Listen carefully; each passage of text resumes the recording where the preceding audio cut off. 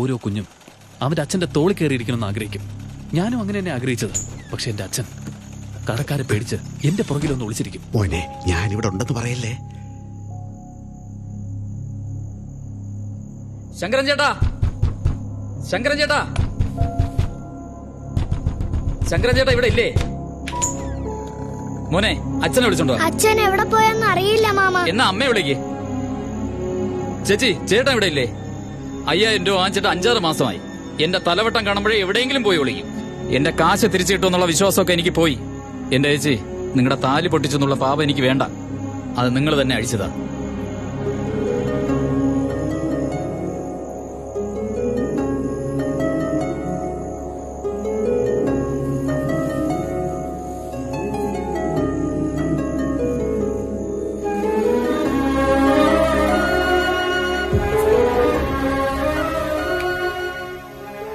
അന്ന് മാത്രമല്ല,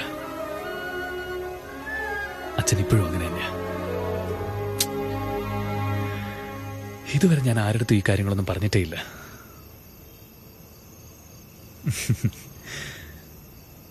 എന്തായാലും സൂപ്പർ ഗെയിമാ. അതും ഇതൊക്കെ ചോദിച്ച് എല്ലാ കാര്യങ്ങളും പുറത്തേ അടിച്ചല്ലോ. സഞ്ജയ് എന്റെ കൂടെ വാ.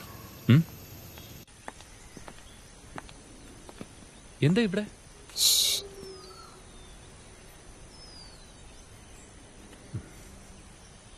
എന്താ കാര്യം?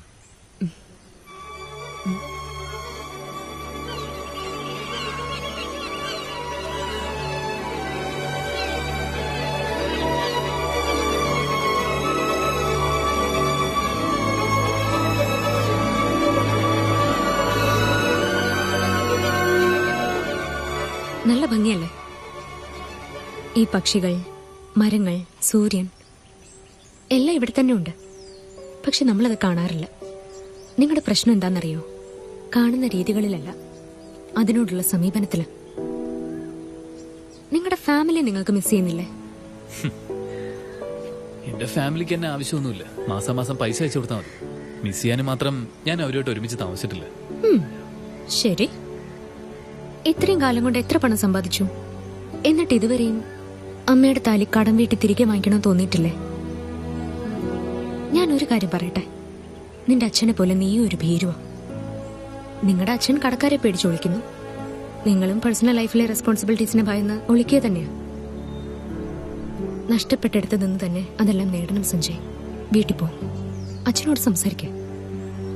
ഇനി മുതൽ ആരെയും പേടിച്ചോടരുതെന്നും ഞാൻ കൂടെ ഉണ്ടെന്നും പറയാ. അനിയത്തിയുടെ കൂടെയും സമയം ചെലവഴിക്കണം. ഇത് റിക്വസ്റ്റ് അല്ല, ഓർഡർ. 30 days വീട്ടിൽ പോണം, ഫാമിലിയുടെ കൂടെ ടൈം സ്പെൻഡ് ചെയ്യണം. അത് കഴിഞ്ഞ് ഞാൻ സർട്ടിഫിക്കറ്റ് തരാം. നാട്ടിലല്ലേ? പോവാം പോവാം. നിങ്ങളൊരു ഭൂലോക ഫ്രോഡാന്ന് എനിക്കറിയാം. ഡെയിലി വീട്ടുകാരുടെ കൂടെ നിന്നൊരു സെൽഫി എടുത്ത് ഫേസ്ബുക്കിൽ പോസ്റ്റ് ചെയ്യണം. അത് കണ്ട് അതിൽ ഞാൻ ലൈക്ക് ചെയ്യും. അതിനുശേഷം നിന്റെ ഫാമിൽ ഞാൻ സൈൻ ചെയ്യും. ഓക്കെ? ശരി, താൻ പറഞ്ഞ ഫോട്ടോ പോസ്റ്റ് ചെയ്യാം. എന്നാൽ താൻ മാത്രം ലൈക്ക് ചെയ്യാതെ തന്റെ ചേച്ചിയോട് ലൈക്ക് ചെയ്യാൻ പറയണം. അപ്പോഴേ നമ്മളെല്ലാം ഒരു കുടുംബം പോലെ ആവൂ. അയ്യോ സഞ്ജയ്, ഇവിടെ ഞാനാ സൈക്കോളജിസ്റ്റ്. ഒരാള് നുണ പറഞ്ഞ എന്നെ കൊണ്ടത് കണ്ടുപിടിക്കാൻ പറ്റും. സോ എനിക്ക് ചേച്ചിയൊന്നുമില്ല. എന്താ? സരോജ ദേവി നിന്റെ ചേച്ചിയല്ലേ? എന്താ ഇത്? ഞാൻ ആഗ്രഹിച്ച് സരോജ എന്ന് നെഞ്ചിൽ പച്ച കുത്തു വരെ ചെയ്തു. എവിടെ കാണുന്നില്ലല്ലോ. അത് എന്റെ കളറിനെ കുറച്ച് ലൈറ്റ് ആയിട്ടേ കാണൂ. ശരി, ചേച്ചിയില്ലെങ്കിൽ എന്താ, അനിയത്തി ഉണ്ടാവുമല്ലോ. സഞ്ജയ്, ചേച്ചി അനിയത്തി മാത്രമല്ല, എനിക്ക് സ്വന്തം എന്ന് പറയാൻ ആരുമില്ല. സ്വന്തമായി ആരും ഇല്ലാത്തവർക്ക് മാത്രമേ അതിന്റെ വില മനസ്സിലാവും. നിങ്ങൾ ദേഷ്യപ്പെട്ട് പറഞ്ഞില്ലേ എനിക്ക് ഫാമിലി ഇല്ലെന്ന്. പെട്ടെന്നൊരു ദിവസം അവരാരും ഇല്ലാതെ വന്നാലോ? നിങ്ങൾ എന്ത് ചെയ്യും? കൂടെയുള്ളപ്പോൾ അവരുടെ വില മനസ്സിലാവില്ല. നഷ്ടപ്പെട്ട് കഴിഞ്ഞ് കരഞ്ഞിട്ട് ഒരു കാര്യമില്ല. നാട്ടിലേക്ക് പോ.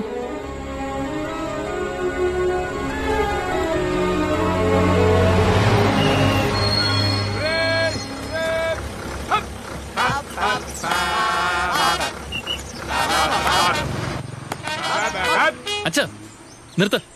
എന്താ ഇതെല്ലാം? അത് ഇവരല്ല ഈ നാട്ടിലെ വലിയ ആൾക്കാർ.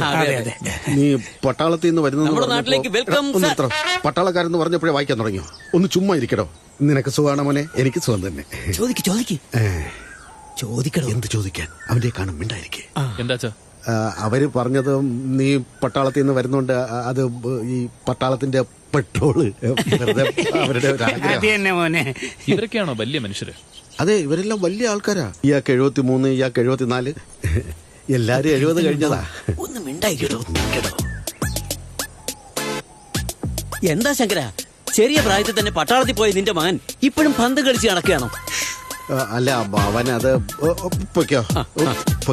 എന്താണ് സല്യൂട്ട് അടിക്കുന്നു, കയ്യിൽ കൊടിയും പിടിച്ച് ഒരു വലിയ മനുഷ്യൻ വാങ്ങിക്കാതെ വരുതേ. പോ വേഗം. ഇങ്ങോട്ട് വന്നേ. എടാ സഞ്ജു, ഞാൻ പറഞ്ഞതാ നിനക്കതൊന്നും ഇഷ്ടമല്ല, വേണ്ട.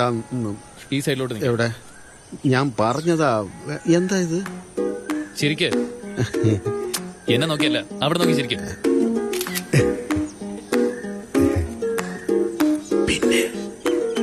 അമ്മയുടെ കയ്യിൽ നിന്ന് താലി വാങ്ങുമ്പോൾ വല്ലാത്തൊരു കുറ്റബോധം ഉണ്ടായിരുന്നു. അത് വിൽക്കാനും തോന്നിയില്ല, അതുപോലെ വെക്കാനും തോന്നിയില്ല. അതാ ഒരുക്കി ചെയിനാക്കിയത്. ഇതിൽ 30,000 രൂപയുണ്ട്. ശരി, ഇതാണ് നിങ്ങൾ ചോദിച്ച മിലിറ്ററി പെട്രോൾ.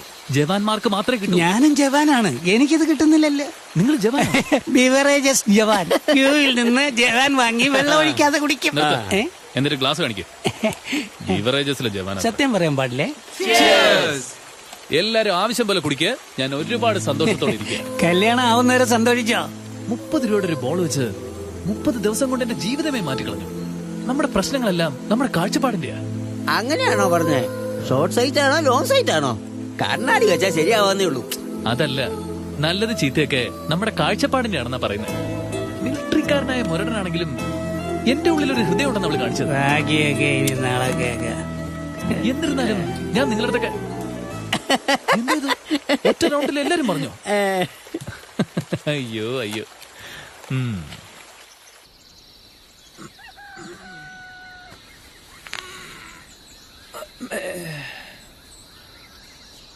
സാർ, ഇത് കുടിക്ക് സാർ.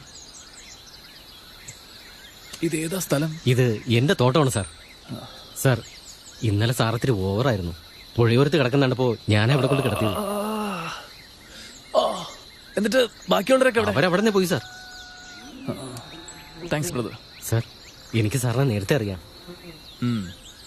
അനിതയുടെ ചേട്ടനല്ലേ സാർ? അതെ സാർ, ഞാനും അനിത 5 വർഷമായി സ്നേഹത്തിലാണ്. കല്യാണം വരെയൊക്കെ ആയതാ സാർ. അച്ഛനൊക്കെ അറിയാം. വീട്ടിൽ ഒന്ന് സംസാരിച്ചാ സാർ. അവരെന്താ സംസാരിച്ചെന്ന് എനിക്കറിയില്ല സാർ. നിങ്ങളുടെ അച്ഛൻ വീട്ടിൽ ഒന്ന് സംസാരിച്ചതിന് ശേഷം അനിത എന്നോട് മിണ്ടുന്നില്ല. നമ്മൾ 2 വീട്ടുകാരും തമ്മിൽ ചേരില്ലെന്ന് അവളിപ്പോ പറയുന്നത്. കോളേജ് പഠിക്കുന്ന സമയത്ത് ഒരുമിച്ച് നടക്കാൻ എനിക്കായിരുന്നു പേടി സാർ. ആരെങ്കിലും കണ്ടാലോ എന്ന് ഓർത്ത്. പക്ഷെ അവൾ അന്ന് നല്ല സ്ട്രോങ് ആയിരുന്നു. ആര് കണ്ടാലും എന്ത് കുഴപ്പമെന്ന് അവളന്ന് ചോദിച്ചത്. പക്ഷെ ഒരു കാര്യം ഉറപ്പാ, ഈ കല്യാണം നടന്നില്ലെങ്കിൽ ഞാൻ സങ്കടപ്പെട്ടാലും ഇല്ലെങ്കിലും അനിതയ്ക്ക് അത് വലിയ വിഷമാവും. എനിക്ക് എന്ത് ചെയ്യണമെന്ന് അറിയില്ല. അതാ നിങ്ങളോടൊന്ന് പറയണമെന്ന് തോന്നിയത്. എന്തെങ്കിലും ഒന്ന് ചെയ്യണം സാർ, പ്ലീസ് സാർ. നിന്റെ പേരെന്താ? രമേശ് എന്നാ സാർ. എടി അനിതേ, ഞാനിപ്പോ രമേശിനെ കണ്ടിട്ട് വരിക. 2 പേരും 5 വർഷമായിട്ട് സ്നേഹത്തിലാണെന്ന് പറഞ്ഞു. എന്തെങ്കിലും പ്രശ്നമുണ്ടോ? എന്റെ അടുത്ത് അതൊന്നും പറഞ്ഞിട്ടില്ലല്ലോ. ഡി, നിന്നോടാ ഞാൻ ഈ ചോദിക്കുന്നേ. നിങ്ങളോട് ഞാൻ എന്തിനു പറയണം? ഞാൻ നിന്റെ ചേട്ടനല്ലേ? ചേട്ടനോ? ആരുടെ? 2 ദിവസം വീട്ടിൽ നിന്ന് ഞാൻ ഉണ്ടാക്കി തന്നത് കഴിച്ച എന്റെ ചേട്ടനാവോ? എന്നെ പറ്റി നിങ്ങൾക്ക് എന്തറിയാം? ഞാൻ എന്തുവരെ പഠിച്ചിട്ടുണ്ടെന്ന് അറിയാമോ? എനിക്ക് എന്ത് ഇഷ്ടമാണ്, എന്ത് ഇഷ്ടമല്ല എന്തെങ്കിലും അറിയാമോ? 12 വയസ്സുള്ളപ്പോ ഞങ്ങളെ ഇട്ടിട്ട് പോയി. സ്നേഹത്തോട് ഒരു പ്രാവശ്യം എന്നോട് ഫോണിലൂടെ സംസാരിച്ചിട്ടുണ്ടോ? അമ്മ ഇല്ലാത്തൊരു പെണ്ണ് എത്ര കഷ്ടപ്പെട്ടിട്ടുണ്ടാവും നിങ്ങൾക്ക് അറിയാമോ? നിങ്ങളുടെ അച്ഛനും അനുജത്തിയും എന്താ പറഞ്ഞാലേ? അച്ഛനും ഒന്നും പറയില്ല, എന്നെ കൊണ്ടൊന്നും പറയാനും സമ്മതിക്കില്ല. അച്ഛനും മോനെ പേടിയായിരിക്കാം, ഞാൻ പേടിക്കേണ്ട ആവശ്യമില്ല. ഞങ്ങളൊക്കെ കാരണം ജീവിതം ഇല്ലാതായെന്നല്ലേ വിശ്വസിച്ചിരിക്കുന്നത്? മാസം മാസം അയച്ചു തരുന്ന കാശില് ഞങ്ങളൊക്കെ സുഖിച്ച് ജീവിക്കുന്നെന്നാണോ? എല്ലാം സ്വാർത്ഥതയാ. അനിതേ, എന്നോടുള്ള ദേഷ്യത്തിന് നിന്റെ ജീവിതം നശിപ്പിക്കരുത്. എന്താ പ്രശ്നം എന്ന് പറയാ? അത് പിന്നെ രമേശന്റെ അമ്മയാണ് പ്രശ്നം. അവരെന്നോട് വീട്ടിലേക്ക് ചെല്ലാൻ പറഞ്ഞു. വലിയ വീട്, നല്ല കുടുംബം. ആദ്യം അവര് കല്യാണത്തിന് സമ്മതിക്കില്ല എന്ന് പറഞ്ഞായിരുന്നു. ഞാനാണ് പിന്നെ എങ്ങനെയോ കെഞ്ചി പറഞ്ഞ് അവരെ കൊണ്ട് സമ്മതിപ്പിച്ചത്. അങ്ങനെയാണെങ്കിൽ പെണ്ണിന് 40 പവൻ സ്ത്രീധനം കൊടുക്കണമെന്ന് പറഞ്ഞു. എന്നെ കൊണ്ട് അതിനുള്ള കഴിവില്ലെന്ന് ഞാൻ പറഞ്ഞു. അപ്പോ തന്റെ മോക്കെന്തിനാടോ കല്യാണം? അങ്ങനെ എന്റെ മുഖത്തടിച്ചതുപോലെ പറഞ്ഞു. മോനെ, എന്നെ കൊണ്ട് ഇത് നടത്തിത്തരാനാവില്ല. നീ എന്താന്ന് വെച്ചാ ചെയ്യുന്ന ഞാൻ അവളോട് പറഞ്ഞിട്ട് അവള് കേൾക്കുന്നില്ല. ശരി, അവന്റെ വീട്ടുകാരല്ലേ പ്രശ്നം? പയ്യൻ സ്ട്രോങ് ആണല്ലോ, പിന്നെ കല്യാണം നടത്തിയാൽ എന്താ? രമേഷിന് മാത്രം മതിയായിരുന്നെങ്കിൽ അച്ഛൻ പറഞ്ഞ പോലെ ഞാൻ എപ്പോഴും അവന്റെ കൂടെ പോയേനെ. എനിക്ക് കുടുംബമായി ജീവിക്കണം. അമ്മയില്ലാതെ, ചേട്ടനാണെങ്കിൽ കൂടെ ഇല്ലാതെ ഇത്ര വർഷം അച്ഛനും ഞാനും ഒറ്റയ്ക്കാ ജീവിച്ചത്.